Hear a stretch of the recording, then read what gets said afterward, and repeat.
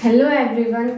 आज मैं important topic के बारे में पढ़ाऊंगी कि इम्पोर्टेंट टॉपिक जो हमारा अब डीएमएलटी का एग्ज़ाम है एचएसबीटी बोर्ड में, तो उनमें एमएलटी में जो एक सब्जेक्ट है एमएलएम मेडिकल लैब मैनेजमेंट, उसके इम्पोर्टेंट क्वेश्चन बताऊंगी। ठीक है, हर एक यूनिट वाइज कि कौन कौन क्वेश्चन इम्पोर्टेंट है, वो सारी चीज़ें आज अभी तो मैं इम्पोर्टेंस बताऊंगी और उनकी हिंदी में मीनिंग और क्या मतलब ये क्वेश्चन क्या कहना चाह रहा है और क्या टॉपिक इम्पोर्टेंट है वो बताऊंगी। ठीक है, आगे जब नेक्स्ट वीडियो डालूंगी तो उन टॉपिक को एक एक टॉपिक उठाने के बाद उनकी एक एक डिटेल बताऊंगी, एक एक टॉपिक की डिटेल में, और उनकी जो जो टॉपिक बताऊंगी उसके हैंडमेड नोट्स भी आपको अवेलेबल करवाऊंगी।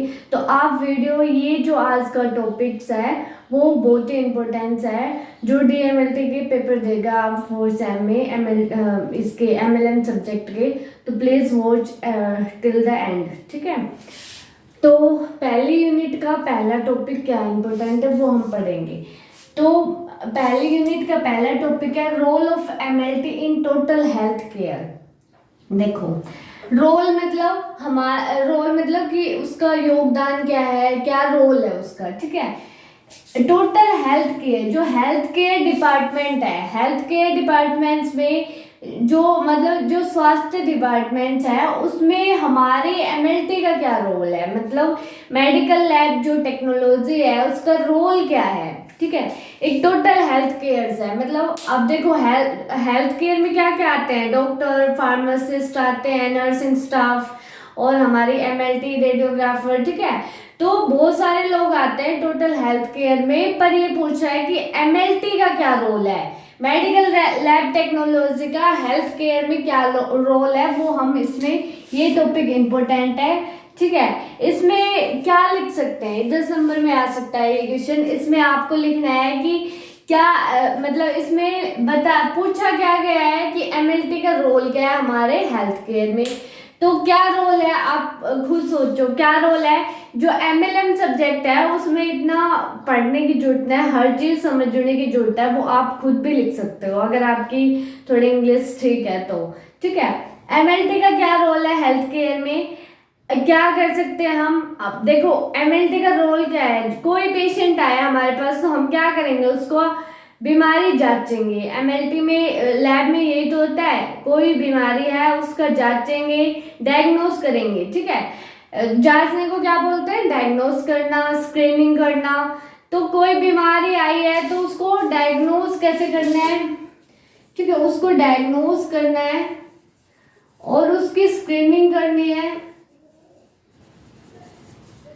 डायग्नोस, स्क्रीनिंग और क्या करते हैं, ट्रीटमेंट। अब जैसे किसी को कोई ट्रीटमेंट चल रहा है किसी भी डिजीज का और उसे हम दवाई दे रहे हैं, तो वो जो दवाई दे रहे हैं वो कितनी इफेक्टिव है, वो कितना वर्क कर रही है। अगर जैसे कोई ट्रीटमेंट चल रहा है किसी भी चीज का तो हम दवाई देंगे तो वो कम होनी चाहिए ना वो चीज़ है, अगर वो कम नहीं हो रही है तो हमारा ट्रीटमेंट हम सही नहीं दे रहे हैं। तो ट्रीटमेंट को देखने के लिए भी रोल है।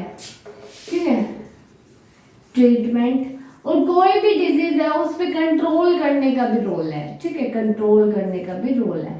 ये जो 3-4 पॉइंट है ये मेन है, आप ये मेन हेडिंग है, इनकी सब हेडिंग बना सकते हो आप, इनको पॉइंट्सों में एक्सप्लेन कर सकते हो आप, और ये भी लिख सकते हो कि एमएलटी का क्या रोल है।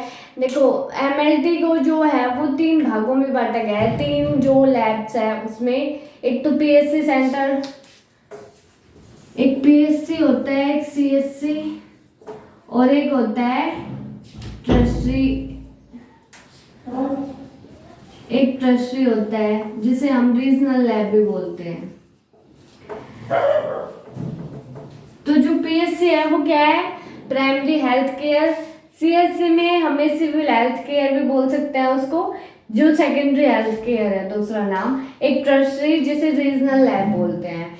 तो एमएलटी को थोड़ा बांटा गया है कि जैसे अगर पीएससी का रोल बताएं, रोल ऑफ पीएससी क्या है, प्राइमरी हेल्थ केयर। देखो गांव में छोटे ये होता है ना प्राथमिकता स्वास्थ्य केंद्र, तो उनका पीएससी का रोल क्या है कि जैसे कोई छोटी मोटी चीज़ें हैं, जैसे किसी को एनीमिया है या फिर किसी को प्रेगनेंसी है, तो उनको डायग्नोस करने के लिए कि इसका एचबी कितना है, ये प्रेग्नेंट है या नहीं है, छोटे मोटे जो टेस्ट है उनका पता करने के लिए पीएससी का रोल है। और सीएससी में मोस्ट कॉमनली टेस्ट आ जाते हैं। और ट्रस्ट जो रीजनल लैब एक बड़ी मतलब पूरे ऑल इंडिया के लेवल की होती है, मतलब सेंट्रल लेवल्स में, तो वो मेन उसमें जो बड़े बड़े टेस्ट होते हैं, हार्मोनल टेस्ट, उन सबकी स्टडी करना और जो भी कैंसर वैंसर्स है उनको भी डायग्नोज करना।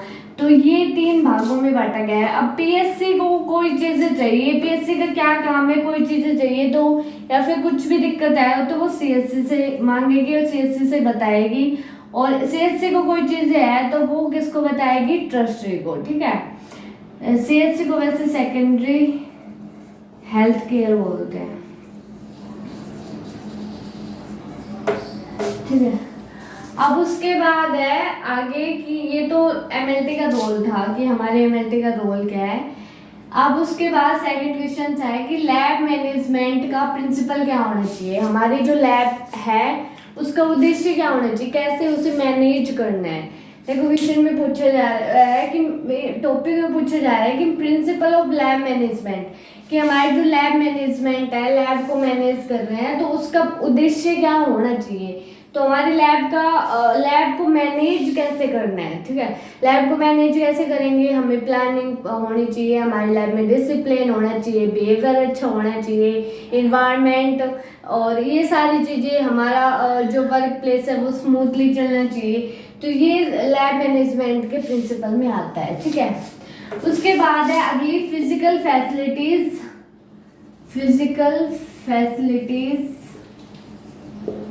ऑफ इन लैब, कि हमारी लैब में फिजिकल फैसिलिटी कैसे होनी चाहिए। ये क्वेश्चन आ सकता है, right the physical facilities in lab, in clinical lab भी आ सकता है। तो फिजिकल फैसिलिटी कैसी होनी चाहिए हमारी लैब की, मतलब कि हमारी जो लैब है उसमें फैसिलिटी कैसी अवेलेबल होनी चाहिए फिजिकली।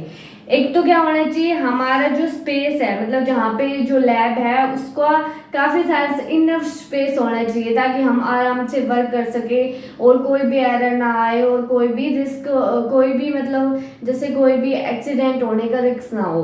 तो क्या होना चाहिए, इनफ सफिशिएंट स्पेस होना चाहिए, प्रॉपर वेंटिलेशन होना चाहिए लैब में, हवा आराम से, मतलब ये नहीं है कि वो बंद है बिल्कुल और उसमें हवा नहीं आ रही है। ठीक है, प्रॉपर वेंटिलेशन होना चाहिए। और क्या क्या होना चाहिए, हमारा जो भी हम लैब में जैसे कि स्मूथ अगर वर्क हो रहा है तो वो मतलब बिल्कुल स्मूथली चलना चाहिए। ठीक है, और हमारी जो फर्स्ट एड बॉक्स भी अवेलेबल होनी चाहिए, बीएमडब्ल्यू को भी फॉलो करना चाहिए लैब को। ठीक है, तो फिजिकल फैसिलिटी होनी चाहिए, बीएमडब्ल्यू फॉलो होना चाहिए, फर्स्ट एड्स और प्रॉपर मतलब हर एक डिस्पोजेबल का भी प्रॉपर होना चाहिए कि हमें बीएमडब्ल्यू को फॉलो करना है, बायोमेडिकल मैनेजमेंट वेस्ट को, कि उनको फॉलो करके ही हम हमारी लैब की फिजिकल फैसिलिटी को इम्प्रूव कर सकते हैं। तो अब फिजिकल फैसिलिटी मतलब देखने में अगर कोई पेशेंट देखे तो मतलब उसमें फैसिलिटी क्या होनी चाहिए, ड्रेनेज सिस्टम की फैसिलिटी होनी चाहिए, वाटर सप्लाई की फैसिलिटी होनी चाहिए। ठीक है, ये सारी फैसिलिटी होनी चाहिए। ये 4-10 पॉइंट है, 7-8, तो वो आपको एक्सप्लेन करने हैं क्या क्या है। एक बार फिर से बता देती हूँ, फैसिलिटी क्या क्या होनी चाहिए। एक तो सफिशिएंट स्पेस होना चाहिए, सफिशिएंट स्पेस मतलब जहाँ पे वर्क कर रहे हैं, मतलब लैब अच्छे बहुत सारे स्पेस में होनी चाहिए, नहीं ये नहीं कि छोटे छोटे स्पेस में उसके अलग अलग डिपार्टमेंट्स है। सफिशिएंट स्पेस होना चाहिए हमारे लैब का। ठीक है, और प्रॉपर वेंटिलेशन होना चाहिए, हवा मतलब बाहर के अंदर आ जानी चाहिए, प्रॉपर वेंटिलेशन होना चाहिए, एग्जॉस्ट होना चाहिए उसमें कि अंदर की हवा बाहर को फेंक दे। ठीक है, और प्रॉपर वाटर सप्लाई होना चाहिए, प्रॉपर वाटर सप्लाई होना चाहिए, ड्रेनेज सिस्टम होना चाहिए, ड्रेनेज सिस्टम होना चाहिए, बायोमेडिकल वेस्ट होना चाहिए, बायोमेडिकल वेस्ट को फॉलो करना चाहिए। ठीक है, जो भी डिस्पोज हम करेंगे, फर्स्ट एड बॉक्स की सुविधा होनी चाहिए कि कोई आग वाग कोई एक्सीडेंट हो भी जाए तो उसको कैसे हमें रोकथाम करना है, प्रिवेंशन यूज़ करना है। ठीक है, तो ये सारी चीज़ें आती हैं हमारे इसमें फिजिकल फैसिलिटी क्लिनिकल लैब में। अब उसके बाद आगे है layout and design of clinical lab, कि हमारी जो लैब है उसका डिज़ाइन, लेआउट एंड डिज़ाइन मतलब वो बनावट उसकी कैसी होनी चाहिए और उसका डिज़ाइन कैसा होना चाहिए वो हम पढ़ेंगे, ठीक है। तो हमारी लैब है उसका डिज़ाइन और लेआउट ऐसा होना चाहिए कि हम आसानी से हर वर्क कर सके, कि भाई स्मूथली वर्क चल सके। जैसे कि अब मान लो यहाँ पेशेंट का सैंपल लिया, तो ये नहीं है कि हमें सैंपल देने में टाइम लगे, कि भाई बायोकेमिस्ट्री लैब में, हिमैट लैब में या फिर कोई भी लैब है माइक्रोबायोलॉजी लैब में, उन लैबों में पहुँचने में टाइम लगे, इतना वो नहीं होना चाहिए। मतलब उसके डिपार्टमेंट्स आसानी से वर्क, मतलब यहाँ पे ब्लड सैंपल कलेक्शन हो रहा है तो उसके अटैच में ये सारे डिपार्टमेंट्स होने चाहिए, या ऊपर भी अगर है तो फिर भी उसको मतलब प्रॉपर ऐसा होना चाहिए कि मतलब कंफ्यूजिंग ना हो, ठीक है। तो आसानी से वर्क चल सके वो सारी चीज़ें होनी चाहिए, प्रॉपर यूटिलाइजेशन होना चाहिए स्पेस का, ठीक है। और मिनिमम रिस्क होना चाहिए किसी भी, ना तो पेशेंट को कोई हार्मफुल हो, ना फिर जो जॉब कर रहा है वहाँ पे उसको कोई हार्मफुल हो, ठीक है। तो ये सारी चीज़ें हैं। और लेआउट एंड डिज़ाइन में हमें ये भी लिखना है कि हमारी लैब का स्ट्रक्चर कैसा होना चाहिए, पहले रिसेप्शन होना चाहिए, फिर सैंपल कलेक्शन, फिर डिपार्टमेंट्स, वो सारी चीज़ें भी बतानी है हमें इसमें। और इसमें एक क्वेश्चन और बन सकता है टेक्निक ऑफ प्लानिंग, कि हमारी जो लैब है उसकी technique of planning in clinical lab, ये क्वेश्चन आ सकता है कि भाई हम जो प्लानिंग कर रहे हैं उसको कैसे, उसकी टेक्निक क्या है प्लानिंग की। देखो लैब को प्लानिंग कहाँ से स्टार्ट करनी है, हम जब लैब बना भी नहीं रहे हैं तो पहले प्लानिंग ही करते हैं ना, कि भाई कैसे इस गोल तक अचीव हो सके। प्लानिंग में टेक्निक क्या क्या यूज़ करते हैं, फिर गोल प्लानिंग होती क्या है। तो हम जो चीज़ शुरू भी नहीं कर रहे हैं उससे पहले हमें प्लान करना होता है अपने गोल तक अचीव करने के लिए। तो प्लानिंग में कौन कौन से स्टेजेस आते हैं, कि पहले हमें गोल को आइडेंटिफाई करना है, चाहे लैब ऑर्गेनाइजेशन करना है, हमें लैब बनानी है तो हमें उस पहले गोल अचीव करना है, गोल ये पहचानना है कि हमें लैब बनानी है। मतलब कोई भी चीज़ अगर सेटअप करना है तो उसका पहले प्लान करना है, फिर टाइम ऑफ एक्शन फॉलो करना है कि भाई कितने टाइम में ये एक्शन हो जाना चाहिए, ठीक है, वो चीज़ फॉलो करनी है। और क्या क्या स्टेप्स हमें मतलब क्या क्या स्टेप कवर करने पड़ेंगे तब तक हम अपने गोल को अचीव कर सके, ठीक है। और डिज़ायर गोल जो है उसको अचीव करने के लिए जो भी मेथड्स आएंगे वो सारे प्लानिंग में आएंगे। तो प्लानिंग में क्या है कि पहले हमें प्लान कर लेना है, अपने गोल को पहचानना है, फिर उसके बाद उसको आइडेंटिफाई करना है, फिर उसके बाद जो भी उसमें स्टेजेस आ रही है उनके बारे में पहले प्लान कर लेना है, ठीक है। तो प्लानिंग में प्लान करना, ठीक है। अब सेकंड यूनिट पे आते हैं, लैब ऑर्गेनाइजेशन और लैब ऑपरेशन, ये टॉपिक है। लैब ऑर्गेनाइजेशन मतलब किसी का निर्माण हो रहा है, तो लैब को ऑर्गेनाइजेशन करेंगे तो उसमें क्या क्या चीज़ें आती है, सारी चीज़ें आती है। कि लैब को ऑर्गेनाइजेशन किया है तो उसमें सैंपल कलेक्शन होना चाहिए, ठीक है, सैंपल कलेक्शन होना चाहिए, हिमैटो की लैब होनी चाहिए इसमें, ठीक है, हिमैटोलॉजी डिपार्टमेंट होना चाहिए, और बायोकेमिस्ट्री, ये डिपार्टमेंट्स के बारे में बताना कि लैब ऑर्गेनाइजेशन जो कर रहे हैं तो उसमें क्या क्या डिपार्टमेंट है, उनमें क्या क्या टेस्ट होते हैं, हिमैटो में क्या टेस्ट होता है, बायोकेमिस्ट्री में क्या होता है, सेरोलॉजी में क्या होता है, ठीक है, माइक्रोबायोलॉजी में क्या होता है, हिस्टोपैथोलॉजी एंड साइटोलॉजी में क्या होता है। तो लैब ऑर्गेनाइजेशन में उनके डिपार्टमेंट्स के बारे में डिटेल में बताना है, ठीक है। उसके बाद लैब ऑपरेशंस, लैब ऑपरेशन मतलब काम, कि हमारे लैब में जो काम चल रहा है वो कैसे अच्छा चले, कैसा चले। तो लैब ऑपरेशंस में मतलब हम लैब का काम चला रहे हैं तो उसमें क्या क्या चीज़ें हमें फॉलो करनी है वो चीज़ें आती है इसमें। जॉब डिस्क्रिप्शंस में आता है कि जो बंदे हमारे पास लैब में जॉब कर रहे हैं उनका जॉब डिस्क्रिप्शंस बताना, कि भाई हमारे जैसे लैब है उसमें पैथोलॉजिस्ट होता है, एडमिनिस्ट्रेशन होता है और एडमिनिस्ट्रेटर होता है एक, तो जो प्रशासन पूरी लैब को हैंडल करता है, और पैथोलॉजिस्ट जो डॉक्टर हैं एमबीबीएस एमडी, तो उसमें और हमारे लैब टेक्नीशियन हो गए, लैब अटेंडेंट हो गए, स्वीपर हो, मतलब जो भी जॉब कर रहे हैं तो उनके बारे में बताना कि एडमिनिस्ट्रेटर क्या करता है, पैथोलॉजिस्ट क्या करता है, सुपरवाइजर क्या करता है, और ये सारी चीज़ें उसमें बतानी है। उसके बाद है एक टॉपिक इवोल्यूशंस में समाधान करना, कि जो चीज़ें हम कर रहे हैं तो हम लैब में जो चीज़ें कर रहे हैं उसको कैसे अच्छे कर सकते हैं, मतलब हम कोई चीज़ का समाधान करना कि हमारी लैब की जो क्वालिटी है उसको कैसे बढ़ा सकते हैं, और क्रिएटिविटी लैब में जो क्रिएटिविटी का लेवल्स है उसको कैसे वो कर सकते हैं, इंक्रीज कर सकते हैं, अपने गोल तक कैसे अचीव कर सकते हैं, ये सारी चीज़ें आती हैं। उसके बाद यूनिट थर्ड है, उसमें है मटेरियल मैनेजमेंट।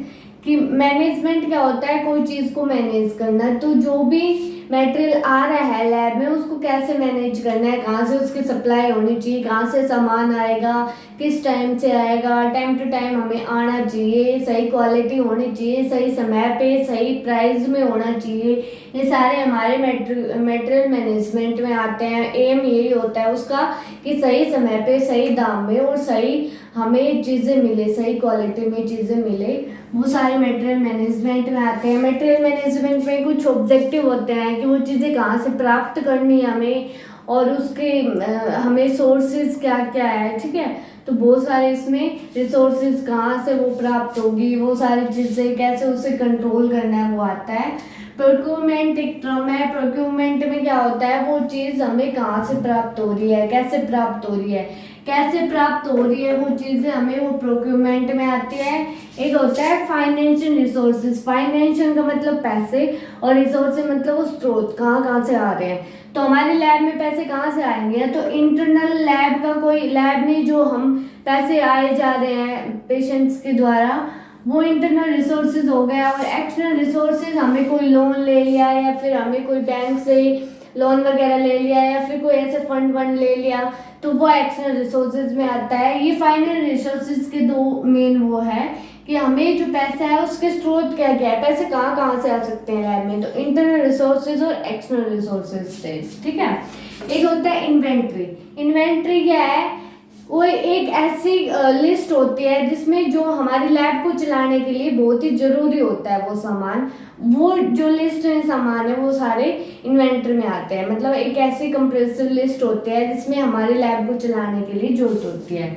उसके बाद इन्वेंट्री कंट्रोल की जो लिस्ट है, मतलब जो भी सामान है जो लैब को चलाने के लिए ज़रूरी है, उसको उस पर कंट्रोल कैसे करें, मतलब सही समय पे उसकी देख रेख कैसे करें, वो सही समय पे मिल रहा है नहीं मिल रहा, सामान को कैसे कंट्रोल करना, वो सारी चीज़ें आती है। अब इन्वेंट्री एनालिसिस को, इन्वेंट्री मतलब जो लिस्ट है जो भी सामान जो लैब को चलाने के लिए ज़रूरी है, तो वो कौन कौन सी टेक्निक है जिससे हम उसको डायग्नोज कर सकते हैं कि भाई कौन सा सामान कैसे ख़त्म हो गया, उसको कैसे मैनेज करना है, कौन सा सामान कितने रुपए में आएगा, वो सारी चीज़ें। तो दो टेक्निक यूज होती है, एक एबीसी होती है और एक होती है वीईडी, ठीक है। तो ये हम डिटेल में आगे जब बढ़ाएंगे तब बताएंगे कि भाई एबीसी टेक्निक क्या है और वीईडी टेक्निक क्या है। एक क्वेश्चन इसमें ये भी पूछा जा सकता है कि डेली या वर्क बेंच इन्वेंट्री क्या है। तो डेली जो डेली मॉनिटर हो कि ये चीज़ें भाई बहुत ही ज़रूरी है, नेसेसरी, जैसे सिरिंज हो गई, ट्यूब्स हो गई, तो जो बहुत ही जिनके बिना काम ही नहीं चल सकता हमारी लैब का, तो वो डेली इन्वेंट्री में आता है, डेली उस चीज़ को देखना। और वर्क बेंच बेसिस में आता है कि थोड़े समय में उसको हैंडल करते रहना कि भाई चीज़ देख रेख करते रहना, खत्म तो नहीं हो गई है, ये सारी चीज़ें, ठीक है। उसमें उसके बाद एक टर्म आती है इसमें स्टोरेज। स्टोरेज क्या है कि हमें जो स्टोर रूम है उसका रिकॉर्ड कैसे करना है, ठीक है। तो स्टोरेज में रिकॉर्ड स्टोर करना है, और इन्वेंट्री में जो चीज़ें एक ऐसी लिस्ट है जिसमें हमें जो हमारी लैब को चलाने के लिए ज़रूरी है और उसकी देख रेख करना, वो इन्वेंट्री कंट्रोल में आता है। और टेक्निक यूज करते हैं वो है टेक्निक एबीसी और वीईडी। उसके बाद यूनिट 4 आती है क्वालिटी एश्योरेंस, जो मैंने एक वीडियो डाल रखी है पहले क्वालिटी एश्योरेंस की, उसके सारे टॉपिक है वो आप जाकर देख सकते हैं उसमें। उसके बाद यूनिट 5 है, उसमें है कि सेफ्टी प्रिकॉशन क्या यूज़ करना है हमारे क्लिनिकल लैब में, कि हमें क्या क्या सावधानी बरतनी है, क्या क्या सुरक्षित बरतनी है जिससे हमें नुकसान ना हो, ठीक है। जो लैब वर्कर्स हैं उनको नुकसान ना हो, तो क्या क्या सेफ्टी बरतनी चाहिए, तो सिंपल ही है और ये क्वेश्चन आता भी है। तो क्या क्या सेफ्टी बरतनी चाहिए, हमें पर्सनल प्रोटेक्टिव इक्विपमेंट्स यूज़ करने चाहिए, ग्लव्स भी, और हमारे मतलब ग्लासेस भी, हर चीज़ फेस कवर होना चाहिए, ग्लव्स और अप्रेन होना चाहिए, लैब कोट, ठीक है। ये सारी चीज़ें हमारी आती है इसमें पर्सनल प्रोटेक्टिव इक्विपमेंट्स में कि भाई हमारी आँख भी कवर होनी चाहिए, फेस शील्ड होना चाहिए और हमारे हाथों में ग्लव्स होना चाहिए, लैब कोट होना चाहिए। और क्या क्या सेफ्टी यूज़ करनी चाहिए भी, कभी भी हमें लैब में खाना नहीं खाना चाहिए, मतलब खाना और पीना कुछ भी नहीं करना चाहिए क्योंकि वो कंटामिनेशन एरिया है। और मतलब बहुत सारी चीज़ें हैं कि हमें क्या क्या चीज़ें, क्या क्या सावधानी बरतनी चाहिए हमें जिससे हमें नुकसान ना हो, ठीक है, मतलब हमें हार्मफुल इफेक्ट ना पड़े। बहुत सारी चीज़ें हमें सेफ्टी प्रिकॉशंस में आती है, बहुत सारे पॉइंट है, कम से कम 15-20 पॉइंट है। वो हम जब आगे डिटेल में इस यूनिट को पढ़ेंगे तब मैं आपको बता दूंगी क्लियरली। ये 1-2 पॉइंट मैंने इसलिए बताया कि आपको हिंट लग जाए क्या लिखना है, ठीक है। एक है BMW, बायोमेडिकल वेस्ट, जो आ भी सकता है, ये क्वेश्चन ऐसे आ सकता है कि बायोलॉजिकल वेस्ट क्या है, ठीक है, बायोलॉजिकल वेस्ट और how to and how it dispose,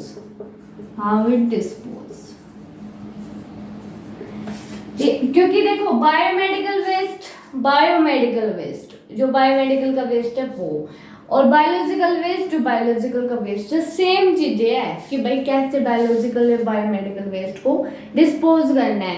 देखो हम कैसे करते हैं, हम अलग अलग कैटेगरी वाइज बैग बनाते हैं, मतलब बायोमेडिकल वेस्ट का जो मैनेजमेंट उन्होंने बना रखा है कि भाई इस बैग में येलो कलर में ये आएगा और वाइट में ये आएगा, ब्लू में ये आएगा। तो वो सारी चीज़ें बायोमेडिकल वेस्ट फॉलो करना चाहिए हमें, कैसे फॉलो करना है और उसको कैसे डिस्पोज करना है कि भाई जैसे कुछ चीज़ें को ज़मीन में दबा देना है, ठीक है, जिसे लैंड फिलिंग बोलते हैं, और कुछ चीज़ों को बर्न कर लेना है पर ऐसे एरिया में और ऐसी जगह में बर्न करना है जिससे किसी को नुकसान ना पहुंचाए। तो बायोमेडिकल वेस्ट डिस्पोज में वो आता है कि हजार्डस है, हजार्डस में समथिंग ऐसी कोई चीज़ें जो हमें नुकसान पहुंचा सकती है वो हजार्डस में आती है, ठीक है। तो ये है अभी तक 5th यूनिट के मैंने इंपॉर्टेंट बताए हैं, आगे इनको रब करके आगे बताती हूँ। यूनिट आती है फर्स्ट एड। फर्स्ट एड क्या है और फर्स्ट एड बुक्स के अंदर क्या क्या रखना चाहिए हमें, और फर्स्ट एड जो मेथड है वो बताएंगे। तो फर्स्ट एड क्या है, एक प्राइमरी ट्रीटमेंट है जो क्या करते हैं हम डॉक्टर से पहुंचने से पहले जो हम प्राइमरी ट्रीटमेंट देते हैं वो फर्स्ट एड में आता है, ठीक है। हर जो बड़ी चीज़ें हैं जैसे कॉलेज हो गया या फिर हॉस्पिटल हो गया, एजुकेशन से स्कूल हो गया, हर जगह पे फर्स्ट एड बॉक्स जरूर होना चाहिए। और फर्स्ट एड बॉक्स के अंदर क्या क्या चीज़ें होनी चाहिए वो सब भी पता होना चाहिए, ठीक है। फर्स्ट एड के एंटीसेप्टिक क्रीम होनी चाहिए, क्लीन करने के लिए एंटीसेप्टिक जो भी चीज़ें आती है, डिटॉल वगैरह क्रीम जो आती है वो सारी चीज़ें होनी चाहिए, बैंडेड होनी चाहिए, ठीक है, पट्टी वट्टी भी होनी चाहिए, हर चीज़ होनी चाहिए फर्स्ट एड बॉक्स में। जो भी दर्द वर्द की दवाई है वो सारी चीज़ें होनी चाहिए, ठीक है। सारी चीज़ें जो नेसेसरी है वो फर्स्ट एड बॉक्स में होनी चाहिए, ठीक है। अब है कि कौन कौन से क्वेश्चन आ सकता है कि फर्स्ट एड क्या है और क्या क्या चीज़ें फर्स्ट एड बॉक्स में होनी चाहिए। अब है कि फर्स्ट एड बॉक्स में जब first aid method for acid burn, अगर किसी को एसिड अटैक हो गया है लैब में वर्क करते टाइम पे किसी पे एसिड गिर गया है तो हमें क्या क्या प्रिकॉशन करना चाहिए, क्या मेथड है उससे बचाव करने के लिए, फर्स्ट एड क्या मेथड देना है उसे, फर्स्ट ट्रीटमेंट क्या देना है, फर्स्ट एड ट्रीटमेंट क्या देना हमें। तो फर्स्ट जो एसिड बर्न है वो मेजर एसिड जैसे कि sulphuric acid, nitric acid, HCl है, उनके कारण हो सकता है, ठीक है। और उनको ट्रीटमेंट कैसे करना है, तो एसिड को न्यूट्रलाइज कौन करेगा, एल्केनिक सॉल्यूशन, ठीक है। तो ये आगे डिटेल में पढ़ेंगे उसमें जब बनाएंगे तब। और एल्केनिक बर्न में क्या है, एल्केनिक बर्न में अगर किसी को फर्स्ट एड मेथड मतलब उसे फर्स्ट एड मेथड क्या देना है जब किसी को एल्केनिक अटैक हो गया है, तो मतलब एल्केनिक सॉल्यूशंस पे गिर गया है तो हमें क्या करना चाहिए। तो एल्केनिक सॉल्यूशन अगर गिर गया है तो हमें न्यूट्रलाइज करने के लिए वीक एसिड की मदद लेनी है, ठीक है। तो फर्स्ट एड मेथड ये है एल्केनिक बर्न का कि वीक एसिड का यूज करना है। और ट्रामा, एक्सीडेंट ट्रामा या किसी ब्लीडिंग हो रही है तो हमें क्या करना है, तो वो सारी चीज़ें बताए। किसी को कोई कट गया है या फिर कुछ भी हो गया है तो उसको ब्लीडिंग पहले स्टॉप करनी है, प्रेशर अप्लाई करना है उस पर, ठीक है। पेशेंट को आराम से कंफर्टेबल या फिर जो भी जिसको भी लगी है उसको कंफर्टेबल फील करवाना है, और उसके जल्दी से जल्दी उसको फिर बाद में हॉस्पिटल में लेके जाना है। पहले फर्स्ट एड ट्रीटमेंट देंगे। किसी ने गैस या टॉक्सिक इनहेलेशन करनी है, मतलब सांस के द्वारा कोई ऐसी टॉक्सिक गैस चली गई है, टॉक्सिक केमिकल चला गया है, तो हमें क्या मेथड यूज करना है। और अगर किसी पे स्पिलेज क्या होता है, गिरना, चाहे वो एसिड गिरा हो या फिर अल्केनिक गिरा हो, तो अगर ये आ जाए कि फर्स्ट एड फॉर स्पिलेज के लिए फर्स्ट एड क्या करनी है, तो एसिड बर्न और ये अल्केनिक बर्न भी एक्सप्लेन कर सकते हो आप इसमें। अगली यूनिट है यूनिट 7, जिसमें है मेडिकल एथिक्स। मेडिकल एथिक्स क्या होता है? एथिक्स होता है नैतिक शिक्षा। तो मेडिकल एथिक्स क्या है? हमारे मेडिकल लाइन में क्या नैतिक शिक्षा क्या होनी चाहिए कि भाई हमें कभी कोई भी डॉक्टर लाइन में कोई भी चीजें हैं, लैब वर्कर्स हो या लैब टेक्नीशियन हो, डॉक्टर हो, तो हर एक की ये रिस्पॉन्सिबिलिटी है, हर एक को मेडिकल एथिक्स ये दी जाती है कि आपको पेशेंट को हार्मफुल नहीं करना, मतलब पेशेंट को नुकसान नहीं पहुंचाना। ये नहीं है कि भाई पैसों के लिए आप किसी की जिंदगी के साथ खिलवाड़ करो। तो हमें हर चीज़ का ध्यान रखना है, मतलब मेडिकल एथिक्स हमें ये दी जाती है कि हमें अपना स्वार्थ नहीं देखना है, पेशेंट को जो समुदाय है, जो भी पेशेंट्स हैं उनका बेनिफिट देखना है, ठीक है। तो मतलब अपने लिए कुछ नहीं करना है, अपने लिए सिर्फ इतना ही है कि भाई जो चीज़ें हैं वो करनी है, पर हमें कोई भी जैसे पेशेंट्स है उसको नुकसान नहीं पहुंचाना है, मतलब कुछ पैसों के लिए हमें उसे गलत रिपोर्ट नहीं देनी है, या फिर कुछ भी हो तो हमें सही समय पे सही रिपोर्ट देनी है हमेशा, ठीक है। और तो ये मेडिकल एथिक्स में आता है। और ये भी क्वेश्चन आ सकता है कि क्या उद्देश्य है मेडिकल एथिक्स का, तो हमें ऑटोनॉमी होना चाहिए, ठीक है, और इंडिपेंडेंस होना चाहिए, कि पेशेंट को प्रेशर नहीं करना कि भाई आप ये चीज़ें करवाओ, उनका वो खुद इंडिपेंडेंस होना चाहिए। जस्टिस, सभी के लिए एक रूल होना चाहिए कि चाहे कोई भी किसी भी कास्ट रिलीजन से हो, हमें कभी उसका ये बांटना नहीं है कि आप इस कास्ट से हो, रिलीजन से हो, वो नहीं करना हमें, ठीक है। सभी के लिए एक ही ट्रीटमेंट अप्लाई करना है हमें, ठीक है। ये आता है हमारे मेडिकल एथिक्स के प्रिंसिपल में। अब है कुछ टर्म आती है मेडिकल एथिक्स में, एक तो है मेडिकल नेग्लिजेंसी है। मेडिकल नेग्लिजेंसी मतलब हमने पेशेंट को इग्नोर कर दिया है, या जो स्टाफ है, डॉक्टर है, वो प्रॉपर केयर नहीं दे पा रहा है पेशेंट्स को, तो मेडिकल नेग्लिजेंसी में आ रहा है कि मतलब उसको इग्नोर कर दिया जा रहा है, उसको प्रॉपर केयर नहीं दी जा रही है, ठीक है। एक टर्म आता है कॉन्फिडेंटली, ठीक है, और एक आता है मैल प्रैक्टिस, ठीक है। कॉन्फिडेंटली में मतलब जो भी हम रिपोर्ट दे रहे हो पूरी कॉन्फिडेंस के साथ देनी है, और जो डॉक्टर दे रहा है रिपोर्ट या फिर कोई भी दे रहा है रिपोर्ट, तो उसको डिस्क्लोज करना है हमेशा। जो जिस रेफर से वो डॉक्टर से आया है उसको उसके सामने बताना है कि भाई इसको ये दिक्कत है, या फिर किसी को कोई बड़ी बीमारी है तो पेशेंट को डायरेक्टली हमें इन्फॉर्म नहीं करना है। पेशेंट को जो रिलेटिव्स हैं उन सबको उनको बताना है, जो रिलेटिव आया है साथ वाला उसको बताना है, या फिर जो रेफरिंग डॉक्टर है जिसने रेफर किया है टेस्ट के लिए उसको इन्फॉर्म करना है, ठीक है। तो और मैल प्रैक्टिस में क्या आता है, अगर कोई डॉक्टर ने या फिर लैब टेक्नीशियन से गलत रिपोर्ट दे दिया है तो उसको लीगल नोटिस क्या मिलेगा, वो मैल प्रैक्टिस में आता है, ठीक है। यूनिट 8 है जिसमें हमें care and maintenance lab equipments की एक कॉमन क्वेश्चन आ सकता है कि हमें कैसे देख रेख करनी है, कैसे मेंटेनेंस करनी है हमारे लैब इक्विपमेंट्स की। लैब इक्विपमेंट जो यूज होते हैं, ग्लास वेयर, प्लास्टिक वेयर, जो भी इंस्ट्रूमेंट्स यूज होते हैं, जैसे माइक्रोस्कोप हो गया, रेफ्रिजरेटर हो गया, इंक्यूबेटर हो गया, सेंट्रीफ्यूज हो गया, तो जो लैब इक्विपमेंट्स है, प्लास्टिक वेयर, ग्लास वेयर, ये सारी चीजें, तो उनकी कैसे केयर मेंटेनेंस कर सकते हैं। अलग अलग भी आ सकता है कि प्लास्टिक वेयर की कैसे केयर मेंटेनेंस कर सकते हैं, ग्लास वेयर की कैसे कर सकते हैं, माइक्रोस्कोप की कैसे करनी है, ठीक है। इक्यूबेटर की कैसे करनी है, माइक्रोस्कोप की कैसे करनी है, सेंट्रीफ्यूज की कैसे करनी है, अलग अलग भी आ सकता है, पर एक इसमें कॉमन और मोस्ट क्वेश्चन आता है कि कैसे लैब इक्विपमेंट्स की केयर मेंटेनेंस करनी है, जिसमें कुछ पॉइंट्स डालने हैं हमें जो कॉमन है कि जो मैन्युफैक्चर जो इंस्ट्रक्शन दी हुई है उसको हमें फॉलो करना है, केयरफुली रीड करना है, और जो भी लैब इक्विपमेंट्स यूज कर रहे हैं उसका हमें प्रॉपरली ध्यान करना है कि भाई क्या क्या गाइडलाइंस इसकी दी गई है वो सारी हमें फॉलो करनी है। और जो भी जैसे कि हमें जो जिस जहाँ पे लैब इक्विपमेंट्स रख रहे हैं वो जगह अच्छी होनी चाहिए, उस पर कोई डिस्टरबेंस नहीं होना चाहिए, ये सारी चीज़ें केयर एंड मेंटेनेंस में आती है। हमें उसकी प्रॉपरली टाइम टू टाइम उसकी केयर करनी है, उसकी सर्विस करवाते रहना है, उसकी क्लीनिंग करनी है, और जब वर्क खत्म हो जाए लैब का, जो भी इक्विपमेंट्स का काम खत्म हो जाता है, तो उसे जगह पे जहाँ से लिया है वहाँ रखना है और उसे क्लीन करके रखना है। ठीक है, क्लीन जब लैब का एंड होता है तो उस टाइम पे सारी चीज़ें क्लीन करके रखनी है, या जो काम कर रहे हैं उसका एंड हो जाता है तो उस टाइम पे हमें सारी चीज़ें क्लीन करके ही रखनी होती है लैब इक्विपमेंट्स की, और टाइम टू टाइम उसकी सर्विस भी करवानी होती है, या फिर खुद भी कर सकते हैं डेली या फिर मंथली। जो बड़े इक्विपमेंट्स हैं उनकी हमें सर्विस करवानी होती है। ठीक है, उसके बाद यूनिट 9 है, जिसमें क्या है, हमारे क्लिनिकल लैब में कंप्यूटर का क्या रोल है। मतलब हम जब लैब में जॉब कर रहे हैं या कोई है लैब डिपार्टमेंट्स, उसमें कंप्यूटर का क्या रोल है।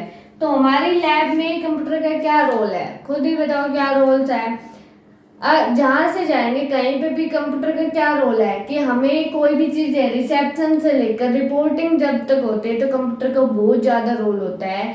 इसमें एक सिस्टम होता है जो LIMS है, लैब जो इंफॉर्मेशन मैनेजमेंट सिस्टम है, उसमें क्या होता है कि क्लिनिकल लैब में क्या है कि हम जो पेशेंट का डाटा है उसको काफ़ी, क्योंकि हर एक पेशेंट की एक यूनिक आईडी है, वो कितनी बार भी आए उसकी एक यूनिक आईडी होती है, तो यूनिक आईडी से हम पेशेंट के डाटा को स्टोर कर सकते हैं लंबे समय तक, तो उसके डाटा को स्टोर कर सकते हैं। अकाउंटिंग डिपार्टमेंट्स में मेन रोल होता है कि कोई जो फाइनेंशियल्स का काम है उसमें कोई फ्रॉड ना हो, वो अकाउंटिंग में काम है होता है। ठीक है, और कोई भी डाटा उसको स्टोर करने का काम है, और होस्ट करने का भी काम होता है कि कोई मशीन जो रिजल्ट दिया है वो सीधा कंप्यूटर में आ जाए, वो सारी चीज़ें भी आती है। रिपोर्ट को जनरेट करने में कंप्यूटर का रोल होता है। तो कंप्यूटर का बहुत ज़्यादा रोल है हमारे क्लिनिकल लैब में। अब है कि जो स्टोरेज है उसकी इम्पोर्टेंस क्या है, उसका यूजेस क्या है, और रिट्रीविंग का क्या है। स्टोरेज मतलब कोई भी डाटा को स्टोर करना, वो कैसे स्टोर करेंगे, हार्डवेयर सॉफ्टवेयर में भी कर सकते हैं। रिट्रीविंग का मतलब है कोई चीज़ मतलब कोई चीज़ हमने डिलीट कर दी तो उसे कैसे पुनः प्राप्त करना, कैसे उसे प्राप्त कर सकते हैं। तो रिट्रीविंग में जैसे कोई चीज़ डिलीट हो गई तो उसको कैसे प्राप्त करना है, रिट्रीविंग वो आता है प्राप्त करना। ठीक है, उसके बाद यूनिट 10 है, एक्रीडेशन सेक्टर में। एक्रीडेशन एक ऐसी तीसरी पार्टी होती है जो देखती है, गवर्नमेंट से ऑथराइज होती है, जो ये देखती है कि हम जो भी लैब्स है वो सही प्रॉपरली वर्क कर रही है नहीं कर रही है। एक्रीडेशन मतलब उसको देखती है कि भाई ये क्वालिटी को फॉलो कर रही है नहीं कर रही है, हर चीज़ पेशेंट को रिपोर्ट सही दे रही है नहीं दे रही है, पेशेंट के लिए कोई हार्मफुल इफेक्ट तो नहीं है। ठीक है, तो एक्रेडिटेशंस में देखना कोई एक तीसरी पार्टी है जो ऑथराइज होती है, और वो हमारी लैब को देखती है कि हमारी लैब फुलफिल कर पा रही है नहीं कर पा रही है, जो क्वालिटी है उसको फॉलो कर पा रही है नहीं करवा पा रही। इम्पोर्टेंस क्या है एक्रेडिटेशंस की, एक्रेडिटेशंस का इम्पोर्टेंस ये है कि जैसे देखो बहुत सारी लैब्स है वैसे तो, पर एक NABL लैब होती है। ठीक है, NABL एक टर्म आती है जो छोटे क्वेश्चनों में पूछी जाएगी, national accreditations board for testing and calibration laboratory. ठीक है, मतलब एक NABL है, जो NABL टर्म क्या है, नेशनल एक्रीडेशन जो एक मान्यता प्राप्त है जो एक्रेडिटेशन देता है, मतलब जो ये मान्यता प्राप्त कौन देगा, एक्रेडिटेशन बॉडी देगी उस लैब को कि भाई जो भी टेस्टिंग कर रही है वो ठीक कर रही है, क्वालिटी को फॉलो कर रही है, नहीं कर रही है। तो उसका रोल क्या है, इम्पोर्टेंस क्या है, हमारे पेशेंट को विश्वास